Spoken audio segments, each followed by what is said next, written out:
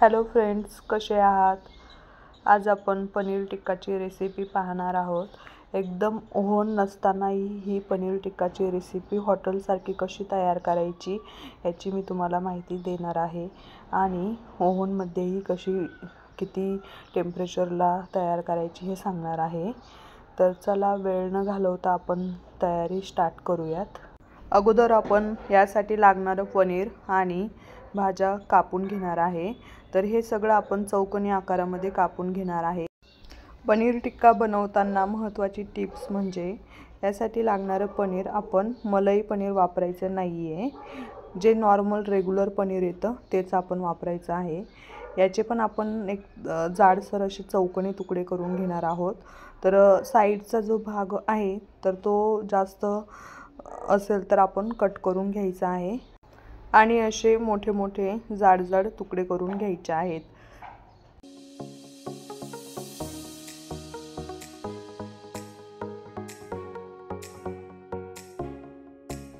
यानंतर आपण सिमला मिर्च कापून घेणार आहे. सिमला मिर्च पण सेम चौकोनी आकारामध्येच कट करायची आहे. तर ती सिमला मिर्च जी आहे तर त्यातले आतले जी बी होते आणि एक्स्ट्राचा जो भाग होता तो मी कापून घेतलेला आहे, काढून टाकलेला आहे आणि छान असे चौकोनी तुकडे करून घेतलेले आहेत.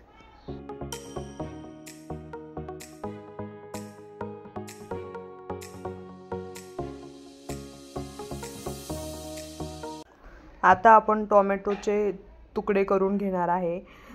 टोमॅटो कापत असताना आतमध्ये असणारा मधगू आणि बिया ज्या आहेत तर त्या सुरीच्या साहाय्याने आपण अशा काढून टाकायच्या आहेत, म्हणजे जे चौकोनी तुकडे आहेत तर ते व्यवस्थित कापले जातील. ह्या ज्या भाज्या आहेत तर ह्या आपण पनीर टिक्का किती बनवणार आहोत त्यावरती डिपेंड असेल किती घ्यायचे आहेत ते. तर मी इथे 250 ग्राम पनीर घेतलेलं होतं म्हणून मी 2 मोठे टोमॅटो, 2 कांदे, 2 सिमला मिर्च घेतलेल्या होत्या आणि आता आपण कांदा पण सेम आकारामध्ये कापून घेणार आहोत.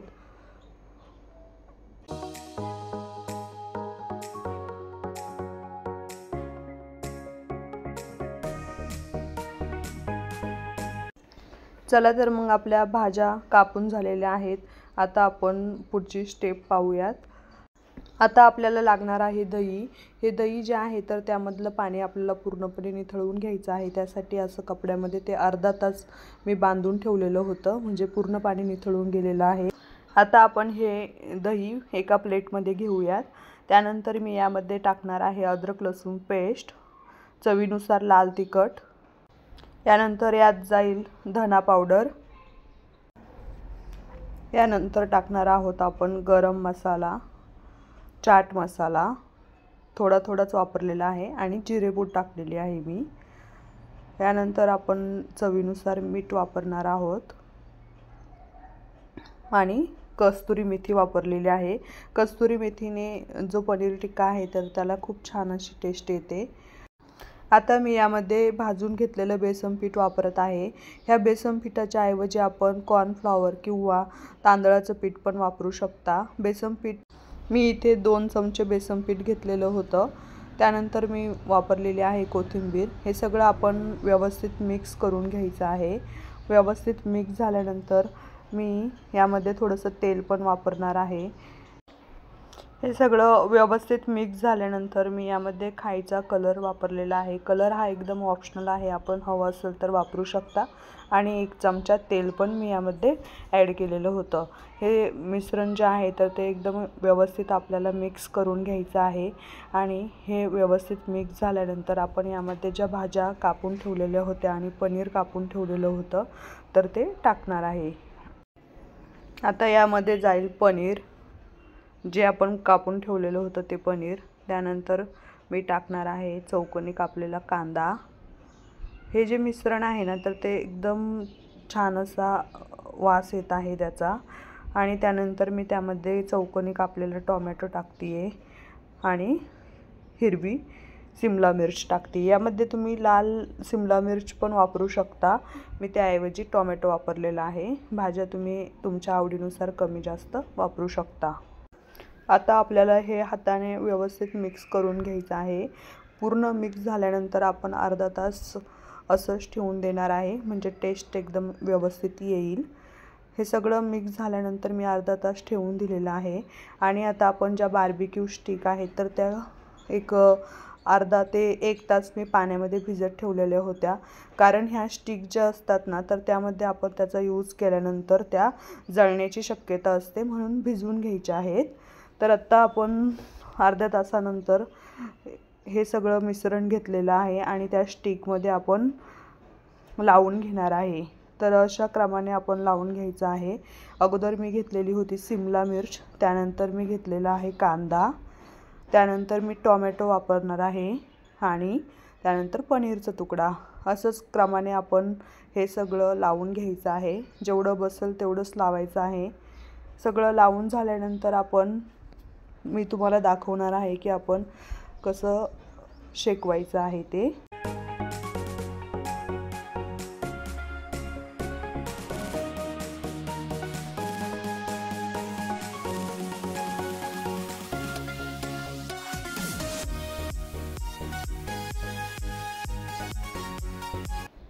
अशा प्रकारे सगळं स्टिकमध्ये लावून झाल्यानंतर मी अगोदर ते ओव्हनमध्ये शेकवायला ठेवलेलं होतं। तर जे हाय स्टँड आहे तर त्या हाय स्टँडवरती मायक्रोवेव्ह मोडला मी हे शेकवणार आहे। तर त्यासाठी एक अगोदर 25 मिनिटे मी शेकून घेणार आहे। आणि आता ओव्हन नसेल तर आपण कसं शेकवायचं तेही मी सांगणार आहे। तर असं गॅस चालू करून मी त्यावरती शेकवणार आहे, किंवा आपल्याकडे जर गॅसवरचं स्टँड असेल तर आपण त्यावरती ठेवायचं आहे, किंवा एखादं पॅन घेऊन त्यामध्ये थोडंसं तेल टाकून त्यामध्ये आपण शेकण्यासाठी ठेवलं तरी जमेल। परंतु गॅसवरती शेकवल्याने एकदम स्मोकी असा फ्लेवर येतो आणि सगळीकडून व्यवस्थित शेकलं जातं। मी तर बोलेल की ओव्हनपेक्षाही गॅसवरती एकदम लवकरात लवकर शेकलं जातं आणि टेस्ट पण एकदम छान अशी येते। एकदम हॉटेलमध्ये जसं भेटतं, तंदूरमध्ये जसं गरम करतात किंवा शेकवतात त्याचप्रमाणे सेम याला टेस्ट येते। तर आपण एकदा नक्की ट्राय करून पहा, म्हणजे आपल्यालाही समजेल की हॉटेलपेक्षा घरीही आपण पनीर टिक्का छान बनवू शकतो। ओव्हनमध्ये ठेवलेलं 20 ते 25 मिनटं आता होत आलेली होती। ओव्हनमधून मी बाहेर काढून एक साईडने ते पलटवून घेतलेलं आहे आणि पुन्हा एक 5 ते 7 मिनिटांसाठी ओव्हनमध्ये मी शेकवणार आहे। तर तुम्ही पाहू शकता आता हे आपलं तयार झालेलं आहे आणि एकदम हॉटेलमध्ये जसं असतं तसंच सेम तयार झालेलं होतं। एकदम छान अशी टेस्ट आलेली होती। तर आपणही एकदा घरच्या घरी नक्की ट्राय करा। आपण गॅसवरती करू शकता किंवा ओव्हन असेल तर ओव्हनमध्येही करू शकता।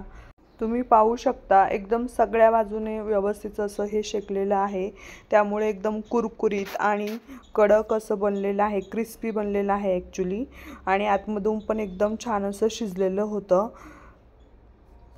तर आपण हा पनीर टिक्का एकदा घरच्या घरी नक्की ट्राय करा आणि कसा बनला मला कमेंट करून नक्की सांगा। माझी ही रेसिपी आवडल्यास माझ्या ह्या चॅनलला लाईक, सबस्क्राईब आणि शेअर जरूर करा आणि काही वाटल्यास कमेंट करून नक्की सांगा। माझा हा व्हिडिओ पाहिल्याबद्दल थँक्यू, धन्यवाद।